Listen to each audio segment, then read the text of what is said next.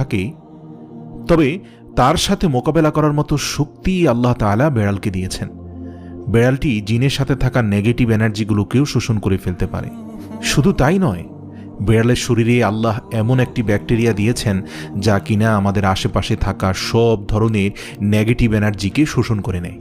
এছাড়াও বিজ্ঞানীরা বলছেন, আমরা যখন রাতে ঘুমাতে যাই তখন ঘরে পুষে রাখা বেড়াল সারা রাত ধরে আমাদের শরীর থেকে নেগেটিভ এনার্জি শোষণ করতে থাকে।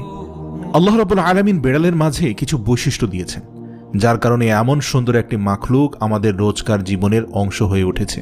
রাসূল সাল্লাল্লাহু আলাইহি সাল্লাম বেড়াল পছন্দ করতেন এবং বেড়াল পালন করার কারণে তিনি তার এক প্রিয় সাহাবীর ছদ্মনাম দিয়েছেন আবু হুরায়রা, যার শাব্দিক অর্থ দাঁড়ায় বেড়ালের পিতা।